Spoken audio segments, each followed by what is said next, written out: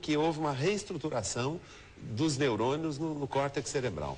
Por isso é que às vezes há queixas de dores fantasmas, de membros amputados, etc. Ainda Para evitar isso é que o cérebro se reorganiza? Ele se reorganiza, a gente não compreende até hoje definitivamente a questão da dor fantasma e do membro fantasma. Mas é evidente que acontece isso com a maioria absoluta dos amputados traumáticos. Sim. A pessoa que sofreu amputação agora. Eu, por exemplo, viajei para a Índia, vi muito paciente com hanseníase, aqueles leprosários. Nunca nenhum leproso falou para mim, não sabia nem o que era membro fantasma. Porque à medida que ele vai perdendo o membro pela doença devagar, ele vai reestruturando a imagem corporal dele, ele acostuma.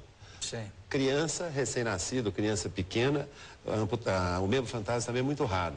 É como se ele ainda não tivesse amadurecido a imagem que ele tem dele mesmo. Entendi. Então, agora, quando a pessoa retira um seio numa cirurgia ou perde um braço num acidente, ele tem fantasma. Vamos ver uma fotografia aí no telão de uma ilustração do livro? Você solta, por favor.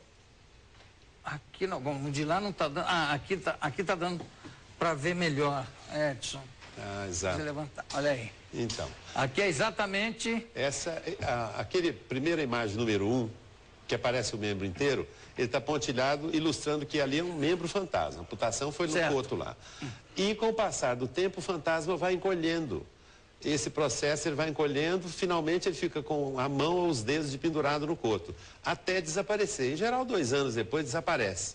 Então, esse processo, que é conhecido como telescopagem, ele é bastante comum. O fantasma não desaparece do dia para a noite, ele vai encolhendo. Então, esse é o processo que desaparece a maior parte dos fantasmas. Agora, tem pessoas, por exemplo, né, recém-amputados de uma perna, que acordam e levantam da cama e caem no chão porque vão botar o pé.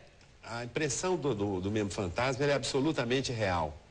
Ele vai e cai no chão, exatamente. É tão real que o pessoal da reabilitação, os fisioterapeutas, eles usam o fantasma para elaborar a prótese.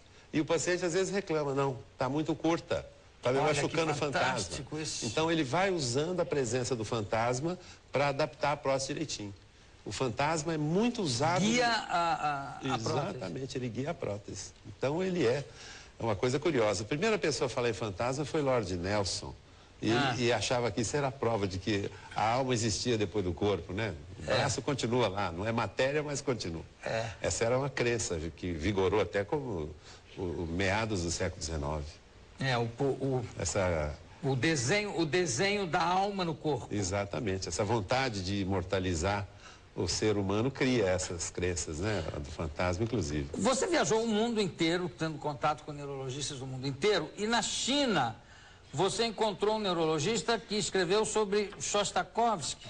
Então, e o que ele especulava? Então, o Dr. Wang é uma história curiosa. Na verdade, eu viajei à Índia, eu não fui à China, mas o que aconteceu com o Wang é o seguinte: o Oliver Sacks cita no livro dele, O Homem que Confundiu Sua Mulher com o Chapéu, que esse neurologista chinês teria escrito um artigo numa revista dizendo que o Shostakovich tinha uma forma de epilepsia musicogênica. Ou seja, o que é isso? Que ele era genial e havia criado a 7ª sinfonia dele, a Leningrado, em função de um estilhaço de granada encravado no lobo temporal dele durante a Segunda Guerra Mundial. Shostakovich foi bombeiro na época da Segunda Guerra Mundial, né? Ele já era um compositor famoso e foi bombeiro e então participou ativamente da guerra.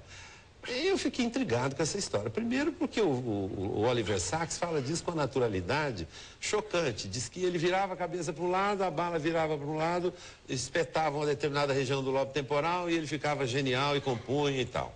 E eu não acreditei nada disso. Embora o lobo temporal seja conhecido como o lobo da criação e da música, foi um estreitamento muito... reduziu demais. Aí eu localizei o Wang e eu perguntei para ele, mas você falou isso, ele levou um susto, foi por e-mail.